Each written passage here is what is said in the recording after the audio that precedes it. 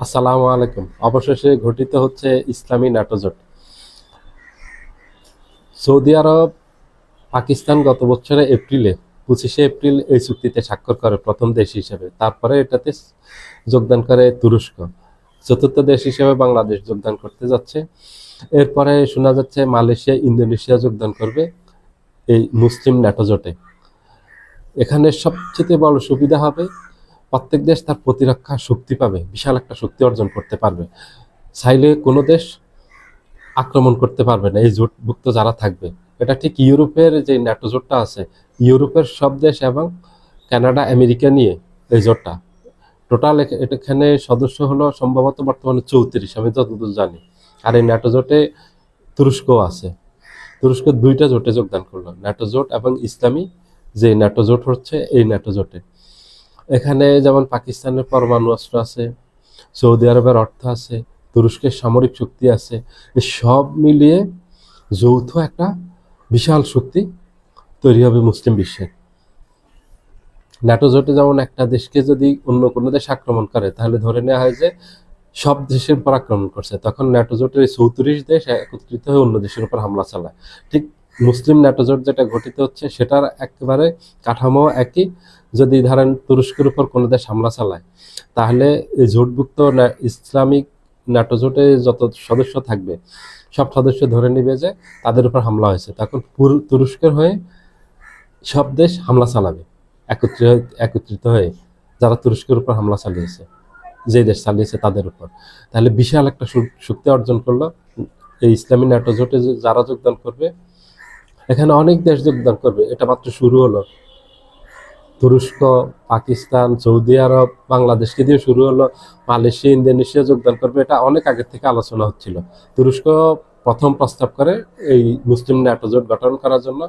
যেভাবে একের পর এক ইউরোপ, আমেরিকা অথবা ন্যাটো শক্তি মুসলিম বিশ্বের উপর এক এক দেশের উপর হামলা চালাচ্ছে, এবং এই যে ইরাকের উপর হামলা চালিয়েছে, আফগানিস্তানের উপর হামলা চালিয়েছে, লিবিয়ায় হামলা চালিয়েছে, সিরিয়ায় হামলা চালিয়েছে, এখন ইরানে হামলা চালানোর পায়তারা করতেছে, ভবিষ্যতে অন্য আরেক দেশে হামলা চালানোর পায়তারা করবে, যেন এটা করতে না পারে, বহির্বিশ্বের হুমকি মোকাবিলা করতে পারে। স্বাধীনতা, সার্বভৌমত্ব রক্ষার জন্য প্রত্যেকের এই আধুনিক যুগে প্রতিরক্ষা শক্তি অর্জন ছাড়া এই আধুনিক বিশ্বে টিকে থাকা আপনার সম্ভব না। আপনার একটা স্বাধীন দেশ, আপনার যদি প্রতিরক্ষা শক্তিশালী না হয়, তাহলে আপনি বিশ্বে টিকে থাকতে পারবেন না। স্বাধীনতা, সার্বভৌমত্ব বলতে আপনার কিছু থাকবে না। দেখেন, ভেনেজুয়েলার প্রতিরক্ষা খুবই দুর্বল। এই জন্য ভেনেজুয়েলার প্রেসিডেন্টকে আমেরিকা এক মাস্তানের মতো সেখান থেকে তুলে নিয়ে আসলো, এনে তাদের দেশে আনলো, এনে এখন তার বিচার করতেছে। এই যে এত বড় অন্যায় করলো, এবং সেখানে কিন্তু আমেরিকা বিমান হামলা চালিয়েছে ভেনেজুয়েলার রাজধানী কারাকাসে, তছনছ করে দিয়েছে ভেনেজুয়েলার রাজধানী কারাকাসে, এবং অনেক হতাহত হয়েছে সেখানে। সেখানে 2 থেকে 300 মানুষ হতাহত হয়েছে। শুধু ভেনেজুয়েলার প্রেসিডেন্ট নিকোলাস মাদুরোর বডিগার্ডে 100-র উপর মারা গেছে। কি পরিমাণ রক্তের বন্যা বইয়ে দিছে কল্পনা করতে পারেন? ইরাকে হামলা চালিয়ে লক্ষ লক্ষ মানুষ হত্যা করছে, আফগানিস্তানে হামলা চালিয়ে লক্ষ লক্ষ মানুষ হত্যা করছে, সিরিয়াতে 7 লাখের উপর মানুষ হত্যা করা হয়েছে, লিবিয়াতে হত্যা করা হয়েছে। এইভাবে একের পর এক মুসলিম দেশে আক্রমণ করতেছে। এই আক্রমণ ঠেকানোর জন্য সবচেয়ে কার্যকরী যে সিদ্ধান্ত, সেটা হলো একটা ইসলামী জোট প্রয়োজন ছিল, সকল মুসলিম দেশের সমন্বয়, যেটা এখন সফলতার মুখ দেখেছে। পাকিস্তান, সৌদি আরবকে দিয়ে শুরু, তুরস্ক তৃতীয় দেশ, বাংলাদেশ চতুর্থ দেশ, তারপরে চলে আসতেছে ইন্দোনেশিয়া, মালয়েশিয়া, ইরানও যাবে এটাতে, আজারবাইজান, তুর্কমেনিস্তান, মিশর, আরব আমিরাত, কুয়েত, কাতার, সবগুলি দেশ অংশগ্রহণ করবে এখানে। কারণ এখানে সুবিধা হলো আপনার স্বাধীনতা, সার্বভৌমত্ব এখানে রক্ষা হবে। আপনার উপর আক্রমণ চালানোর সাহস কেউ করবে না তখন, কারণ আপনার যৌথ শক্তি থাকবে।